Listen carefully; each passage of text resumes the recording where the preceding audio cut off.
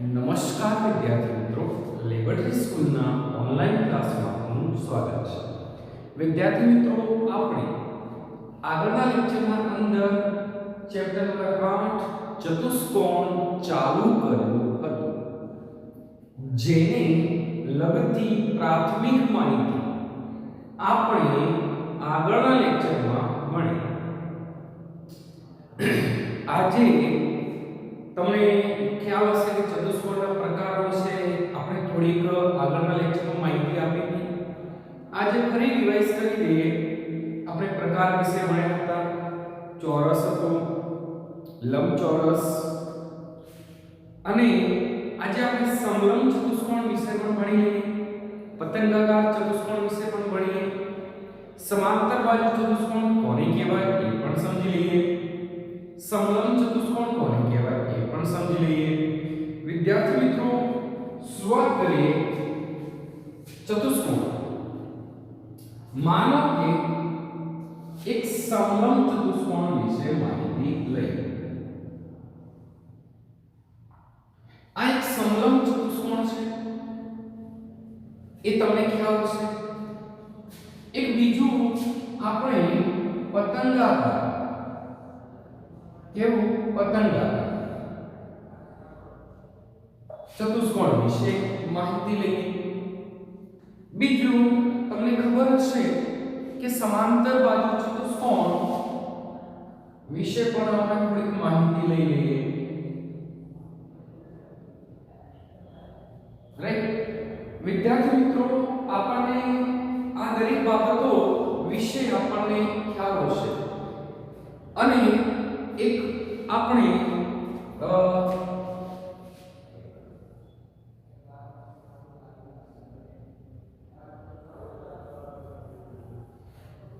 આની પહેલી માહિતી લઈએ, પછી બીજા પર જઈએ. આનું નામ આપીએ A B C D. આ એક સમલંબ ચતુષ્કોણ છે. સમલંબ ચતુષ્કોણ એનું નામ કહી શકાય તો આપણે કહી શકાય કે ABCD સમલંબ ચતુષ્કોણ છે. સમલંબ ચતુષ્કોણમાં સામસામેની એક બાજુ સમાન હોય અને બાકીની બે બાજુઓ સમાન ન હોય. આ સામસામેની બાજુ સમાન, પરંતુ આ બંને બાજુઓ સમાન ન હોય. આને એક આપણે સમલંબ ચતુષ્કોણ કહી શકાય. આવું તો તમે વિદ્યાર્થી મિત્રો જાણો છો. સમલંબ ચતુષ્કોણની વાત કરતા હોઈએ તો બીજું તમારા મગજમાં રાઈટ થાય કે સર આ સમલંબ ચતુષ્કોણ છે તો એના વિકર્ણ પણ હોય. હા હોય. તો એક વિકર્ણ આપણે AC નામ આપી દઈએ, બીજા વિકર્ણનું BD નામ આપીએ. એ બધી પ્રાથમિક માહિતી આપણે આગળના લેક્ચરમાં લીધી હતી. આજે તો ખાલી એના પ્રકારો વિશે સમજીએ. વિદ્યાર્થી મિત્રો, તો આ એક સમલંબ ચતુષ્કોણ બન્યો. આને કહેવાય પતંગાકાર ચતુષ્કોણ. તો આનું નામ આપી દઉં ABCD. પતંગાકાર ચતુષ્કોણમાં કેવું હોય તો પહેલા તો એનું નામ કહી દઈએ કે ચતુષ્કોણ ABCD પતંગાકાર ચતુષ્કોણ છે. પતંગાકાર ચતુષ્કોણમાં શું હોય એ તમને ખ્યાલ હોવો જોઈએ વિદ્યાર્થી મિત્રો. તો પતંગાકાર ચતુષ્કોણમાં પાસ પાસેની બાજુ સમાન, બીજી બે પાસ પાસેની બાજુ સમાન. એનો મતલબ AB અને AD સમાન, તો BC અને CD પણ સમાન થવી જોઈએ. હા, થવી જોઈએ. તો આપણે કહી શકાય કે એની પાસ પાસેની બાજુઓ સમાન હોય. કઈ પાસ પાસેની બાજુઓ સમાન? તો AB અને AD. તો આપણે લખી દઈએ AB બરાબર AD. અને બીજી કઈ બાજુ સમાન? તો BC અને CD. BC બરાબર CD. પાસ પાસેની બાજુઓ સમાન કરી દીધી. રાઈટ. તો વિદ્યાર્થી મિત્રો, આપણા એક બીજું પ્રશ્નનું નિવારણ થઈ ગયું. આને શું કહેવાય કે સાહેબ આમાં દરેક બાજુઓ સમાન છે. રાઈટ. તો આપણે સમલંબ ચતુષ્કોણ તો આને કીધું, અને પતંગાકાર કીધું. આને શું કહેવાય? તો સમબાજુ ચતુષ્કોણ કહી શકાય કે કહેવાય? હા, કહી શકાય. તો આપણે આમાં દરેકે દરેક બાજુઓ કેવી છે? સમાન. આનું નામ આપી દઈએ A B C D. A B C D સમબાજુ ચતુષ્કોણ છે. એમાં બધી બાજુઓ સમાન હોય. સમ એટલે કે સમાન, બાજુ એટલે બાજુઓ. તો આપણે કહી શકાય કે ABCD માં બધી બાજુઓ સમાન હોય.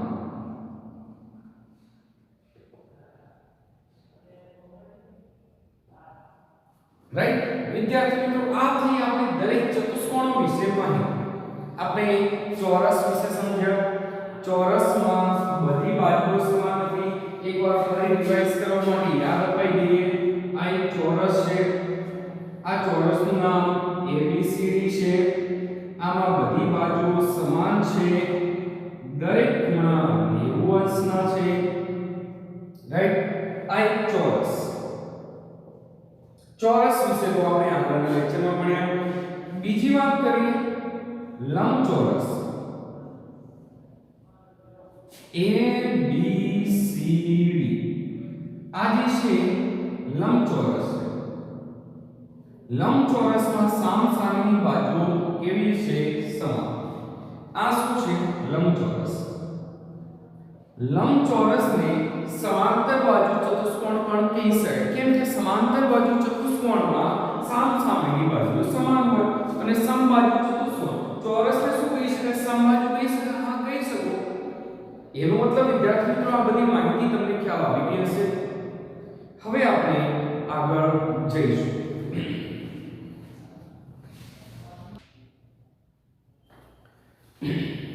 વિદ્યાર્થી મિત્રો, આપણે આ ચેપ્ટર 8 નું એક મોસ્ટ આઈએમપી પ્રમેય, જે આ ચેપ્ટરમાં ઘણા બધા પ્રમેયો હતો પણ એ નીકળી ગયા. કેમ કે આપણો 30% સિલેબસ રદ કરવામાં આવ્યો, એના અંદર નીકળી ગયા છે. જ્યારે એક જ આ પ્રમેય રાખ્યું છે અને આ એક જ પ્રમેય આ ચેપ્ટરમાંથી આપણે તૈયાર કરવાનું છે, તો બહુ સરળતાથી આપણો તૈયાર થઈ જાય. કેમ કે મોસ્ટ આઈએમપી પ્રમેય છે અને આ જ પૂછાવાનું છે. ચલો વિદ્યાર્થી મિત્રો, તો આપણે તૈયાર કરીએ મોસ્ટ આઈએમપી પ્રમેય. જે પ્રમેય કંઈક આ પ્રકારનું છે: સમાંતર બાજુ ચતુષ્કોણનો કોઈ પણ વિકર્ણ તેનું બે એકરૂપ ત્રિકોણમાં વિભાજન કરે છે. વિદ્યાર્થી મિત્રો, આપણે એક સમાંતર બાજુ ચતુષ્કોણ દોરવું પડે અને એ સમાંતર બાજુ ચતુષ્કોણમાં એક વિકર્ણ દોરવાનું જે આપણને બે ચતુષ્કોણમાં વિભાજન કરી આપે. તો વિદ્યાર્થી મિત્રો, એનું આપણે એક સમાંતર બાજુ ચતુષ્કોણ દોરીએ.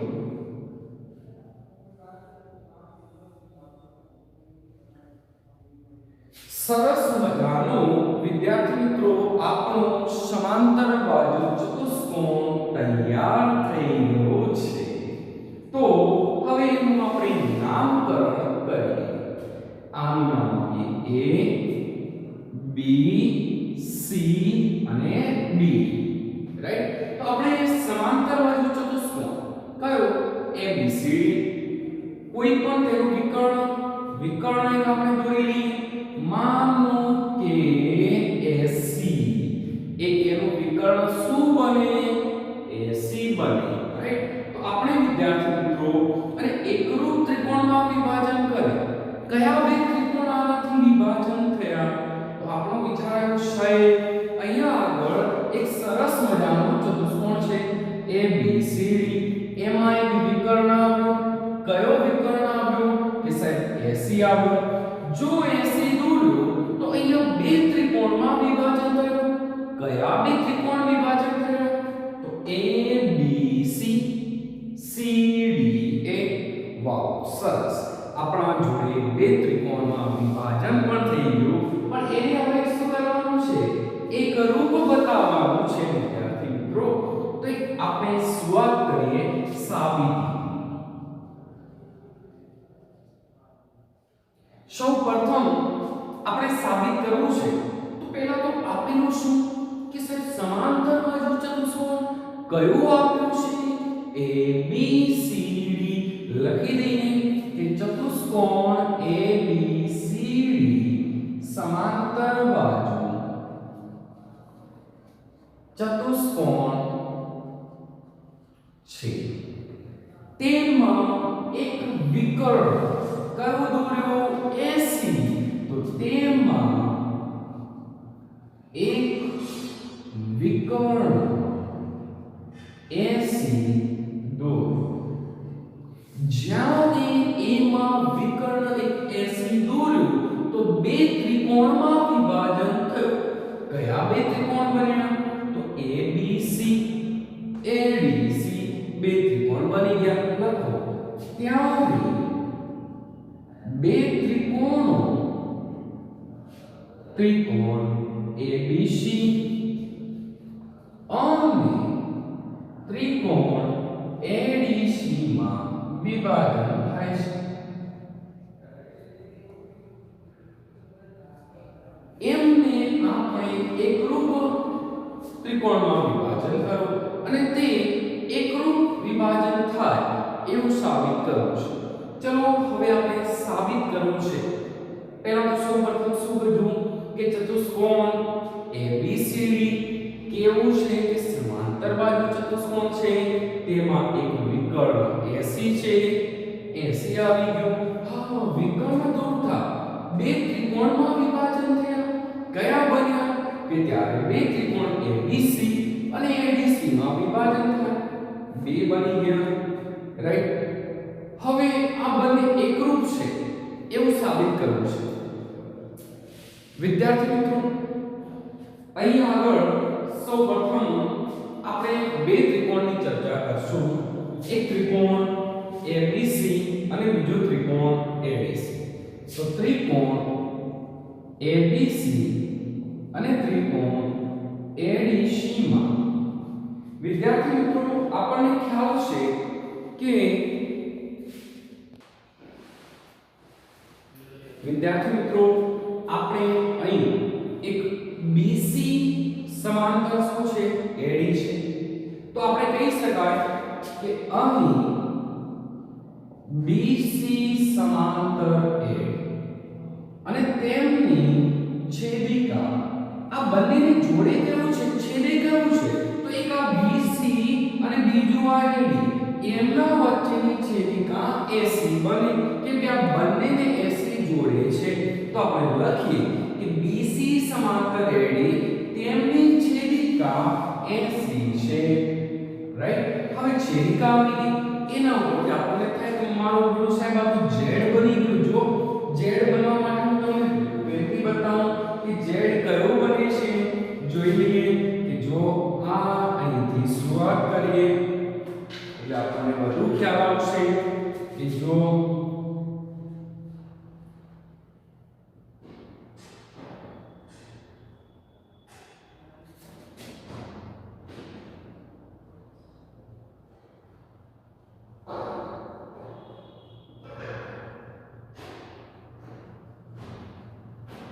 Z આપણો તૈયાર થયો Z બને એટલે શું કહેવાય યુગ્મ કોણ યાદ કરો આગળનો લેક્ચર તો આપણે અહીંયા Z કયો બન્યો કે સાહેબ આ જે ખૂણો છે અને આને સંગત આ ખૂણો બંને સમાન થાય રાઈટ કેમ કે યુગ્મ કોણની જોડ રચે છે તો આપણે લખી દઈએ BCA અને DAC યુગ્મ કોણની જોડ રચશે લખી દઈએ BCA बराबर BAC युग्म कोणની જોડ સરસ મજાનો વિદ્યાર્થી મિત્રો એક યુગ્મ કોણ આપણું તૈયાર થઈ ગયું રાઈટ કેમ કે એક Z બની ગયું Z એટલે યુગ્મ કોણ હવે આપણે બીજી લાઈન થાય કે સાહેબ અહીંયા આગળ એક બીજું પણ યુગ્મ કોણ રચી શકે કઈ એક આપણે જોઈએ જો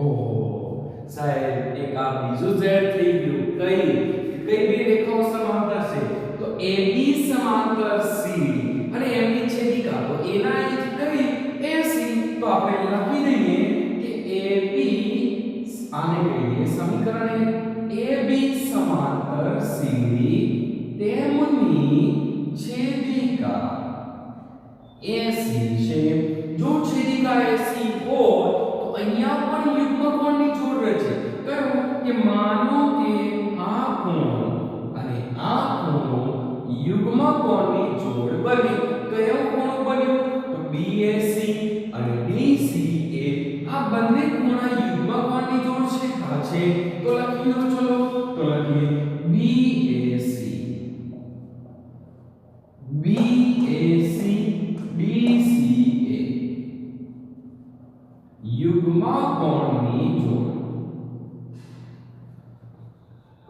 વિદ્યાર્થી મિત્રો આને આપણે સમીકરણ 2 કહીએ તમને ખ્યાલ આવ્યો કે આ તો આ પણ યુગ્મ કોણ રહે છે આને પણ યુગ્મ કોણ રહે છે રાઈટ આનો કોણ આને સંગત સમાન આનો કોણ આને સંગત તો આપણે એક બીજું ખ્યાલ આવે કે સાહેબ આ બંને વચ્ચેની સામાન્ય એક બાજુ આપણને મળે કઈ કે સાહેબ આ જે AC છે એ બંનેની સામાન્ય બાજુ થઈ ગઈ રાઈટ તો આપણે કહી શકાય ખૂબાખૂ યસ રાઈટ તો એક સામાન્ય બાજુ AC બરાબર AC સામાન્ય બાજુ રાઈટ વિદ્યાર્થી મિત્રો આના ઉપરથી તમારા મગજમાં લાઈટ થાય કે સાહેબ આપણે અહીંયા કયો પ્રમેય ઉપયોગ કર્યો કે એક આ ખૂણો આ પણ ખૂણો અને વચ્ચે વાળું શું લીધું બાજુ તો કયો પ્રમેય ઉપયોગ થયો કે સાહેબ ખૂબાખૂ પ્રમેય રાઈટ જો ખૂબાખૂ પ્રમેય અનુસાર આ બંને ત્રિકોણને એકરૂપ કેવા હોય કેવાય કહી શકાય તો આપણે કહી દઈએ કે અહીં ખૂબાખૂ અનુસાર આ બંને ત્રિકોણ એકરૂપ કહી શકાય કયા બે ત્રિકોણ એકરૂપ કહેવાય તો લખી દો ABC એકરૂપ ત્રિકોણ ABC જે આપણે સાબિત કરવાનો હતો અને સાબિત થઈ ગયું કેટલો સહેલો પ્રમેય છે આપણે તો ખાલી જોતા જ ખ્યાલ આવી જાય ખાલી ઉપયોગ શું કરવાનો કે બે યુગ્મ કોણની જોડ લો અને બે યુગ્મ કોણની લીધી અને બંને બાજુ માટે એક સામાન્ય બાજુ કો એટલે આપણું ખૂબાખૂ પ્રમેય તૈયાર થઈ જાય અને ખૂબાખૂ પ્રમેય અનુસાર આ બંને ત્રિકોણો કેવા કહી દીધા એકરૂપ સાહેબ કેટલો સહેલો પ્રમેય છે મોસ્ટ ટાઈપની પ્રમેય છે આ તો તૈયાર થઈ જાય રાઈટ વિદ્યાર્થી મિત્રો સરસ મજાનું આપણે આ પ્રમેય સરળતાથી શીખ્યા અને આ પ્રમેય આપણે સાથે સાથે લખી દેજો તૈયાર કરી દેજો કેમ કે એક જ પ્રમેય છે મોસ્ટ ટાઈપની પ્રમેય છે રાઈટ અને વિદ્યાર્થી મિત્રો આપણું આ લેક્ચર આપણે અહીંયા પૂરું કરીશું અને આવતા લેક્ચરમાં ફરી મળીશું